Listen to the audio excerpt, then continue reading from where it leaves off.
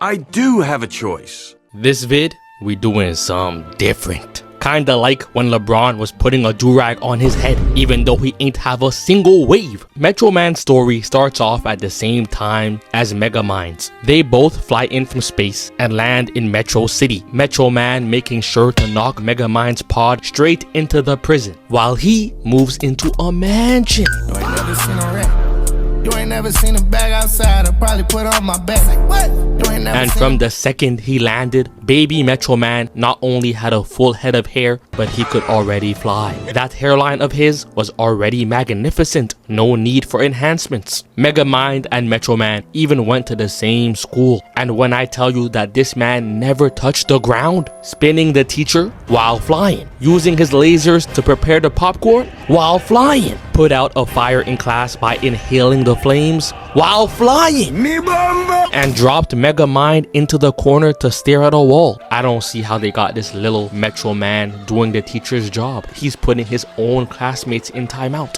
then proceeds to receive a gold star. Megamind was in the back, still suited up in that orange jumpsuit that has never seen a washing machine a day in its life, with his fat forehead looking back with pure envy. Metroman was even playing a ukulele and was still flying, bro. The teacher is singing the song word for word, somehow forgetting the fact that she's 30 and needs to focus on teaching these little niggas. You're telling me she don't see Megamind pulling out a gun mid-class and just making his minion disappear and reappear with a drop of water? What is she even good for? Even when playing dodgeball, I'm pretty sure Metroman was still flying while pretending he didn't know who he wanted to pick on his team. This kid's face already tells you how bad the last two choices are. But you're telling me Metroman ain't racist? In some way, shape, or form? This little girl is slouched over with a cast on her right leg, walking with crutches, talking about some my precious. She can't even look bro in the eye without turning her head like these. And he still chose her over the blue alien with a gigantic head. At one point, he even saved the teacher and collected a 5th gold star, smiling and winking at the teacher and looking back at the rest of the students, talking about some glaze me, glaze me. Look, you glaze me. Look at him in the background while Megamind is having his villain monologue. He's still flying while watching everyone around him clap and tell him how awesome he is. Megamind decided to officially become a villain that same moment and made sure to play a final prank on his class before leaving. And this performative male called Metroman can't convince me that he don't be ordering matchas and wearing church shoes unironically. Same type of dudes with 7 girlfriends and still be in church every Sunday holding up his hands. He not fooling me, cause his ass is going through a pregnancy scare. Metroman stuck out his tongue and proceeded to lift up the school and relocated them somewhere else. Is this not crazy? Their rivalry then went on even when they were adults, and Metroman was still getting glazed. He came breaking through the brick wall, showing off the pearly whites and dancing like a fool, and everything about him is pretty much just a clone of Superman, an alien that fell from space who wears a skin-tight suit with a cape and a big ass logo across his chest. Plus, he can fly and has heat vision. They've got the whole city outside just to see him flying across the crowd, giving out high fives, even having a line of mothers handing him their kids. At first, I thought they were single moms. I was like, okay, bet. If one of them was looking like Lauren London, I couldn't even blame, bro. But then I'm seeing there's grown ass men just smiling in the back, watching their wives just hand a celebrity their baby. I'd be so sick. The mother of my child just handing a stranger my kid. I don't care if the nigga solved world hunger. He up there in front of thousands, just juggling my toddler, using my kid as a circus act, tossing the kid back into my wife's hands. Look at this dumbass smiling and clapping. Ain't nothing funny about this, bro. Your wife is going through the second kid who got caught upside down, kissed the black kid for good PR, and launched the baby into the stroller. The city would hate me. They getting sued for every dollar they've got. And then when they passed Metroman the mic and let him get his sad motivational moment, it's time we get serious. Ha. Yeah, I know y'all love me. Yeah, kiss my toes. Don't mind me, I'm just walking on water now. All of you people are the ones that give me a purpose, and I appreciate every one of y'all. But once they unveil Metroman's gigantic statue, Megamind appears on the big screen, and Metroman tells him that he's gonna send him to jail, and that his shoes are fake. I knew it. Megamind had to show off the feats. They may look like dog shit, but don't get it twisted. They Balenci. And shows that he kidnapped Roxanne for the 50th time. And Roxanne thought she was smart. So she told Metroman that they were at the observatory. So Metroman flew up into the sky to get a good look and saw the observatory and dives down, flying towards it, just for him to enter the spot and realize that he got bamboozled. And that's when Megamind presses a button and shows Roxanne the view, saying that they were hiding in a fake observatory that he built, and made sure to FaceTime his best friend Metroman to say that he's about to be blasted by the full concentrated power of the sun. But as you can see by his face, the beam was taking mad long. Turns out that the sun needed some time to warm up, kinda like when I put food in the microwave, and after 3 minutes, somehow the food is still freezing cold while the plate is burning my hands. This don't make no sense. Metroman started trying to fly out the observatory and was saying that he can't break out cause copper is his weakness and it drains his powers. Megamind was mad confused. If I throw this nigga a penny, he gon' suffer? Really? And the beam finally shoots and blows up the observatory, and a skeleton with a cape fell out the sky, meaning that Metroman was killed. And the rest of the movie is just Megamind realizing that as a villain, not having an enemy was boring. Kinda like when Joker got mad when Batman's identity was revealed to him, took away the fun and the mystery. So Megamind had the idea of making his own enemy. He was suffering from success. He wanted to create his own problems, trying to recreate Metroman's powers to then give those powers to a regular dude, turning him into a hero to fight Megamind. So after this whole debacle happens, the diffuser gun accidentally went off and ended up hitting the camera guy that worked with Roxanne. And after spending some time convincing Hal that he was some space godfather on some I'm gonna make him an offer he can't refuse.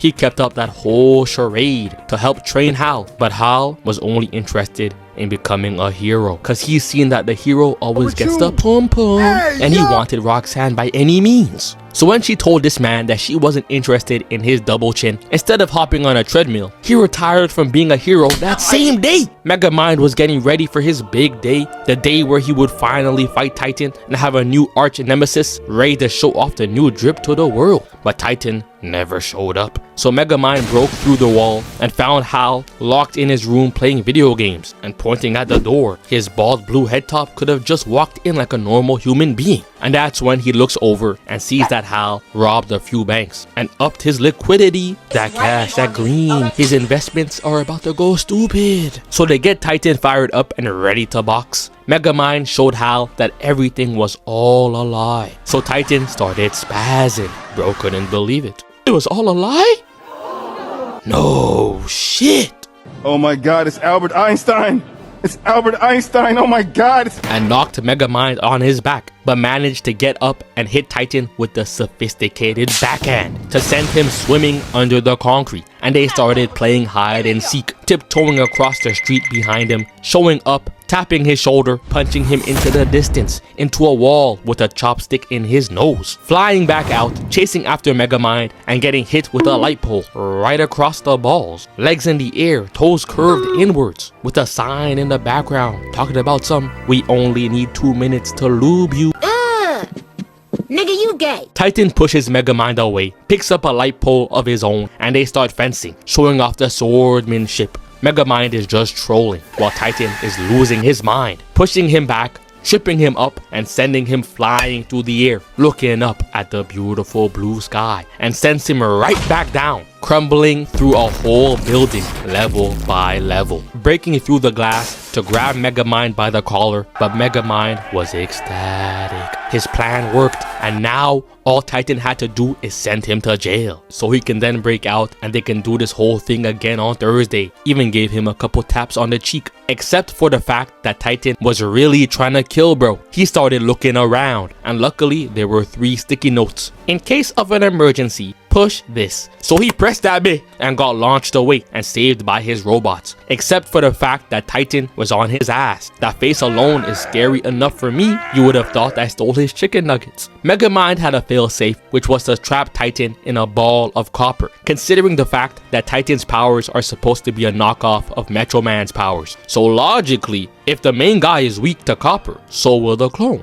But Titan punched right through and ripped open the ball, picking it up and rolling it towards Megamind, who manages to get away. So that's when the people are like, "Thank you, Titan. Now we're finally free from Megamind." Titan said, "Hold up. Wait a minute. Do I look like Abraham Lincoln freeing some slaves? Me and him don't got the same definition of the word free." Megamind and Roxanne go out to find the hideout of Metroman to find a way to get rid of Titan, and finds where Metroman moved the school to. And it turns out that Metroman was alive, walking around in a robe, eating a sandwich. Megamind was so confused, he started touching bro's face and beard, just to make sure it was really him. And Metroman explains that he got tired of being a superhero and acting like Megamind was really some sort of comp. He a bum. That day, when Megamind kidnapped Roxanne, he wasn't feeling it for real. So he got kinda sad and used his super speed to open up the door and go clear his head. And that's when he realized that he was tired of the Superman storyline, where the fake Lois Lane gets kidnapped every single day. And what makes this scene so tough is this man not only managed to go over to where Megamind was, but even took the time to sit in the park, play with a kite, speed over to the library to read some motivational books, even getting some to eat, and looking over the crowd, getting the idea to fake his death. And at the beginning of the movie, you can see when the camera footage on the screen flickers, which is the exact moment that Metroman used his super speed. And when the beam hit the observatory, this man used his super speed again in the middle of the explosion to go all the way over to a nursing school to get a prop of a skeleton and use it to fake his death. They really nerfed him by making him a Superman with mental health issues. This whole super speed scene really put into perspective how fast these speedsters are supposed to be moving. People love to complain about the MCU version of Quicksilver, and granted, his ass was complete trash. But I feel like both versions have some questionable moments,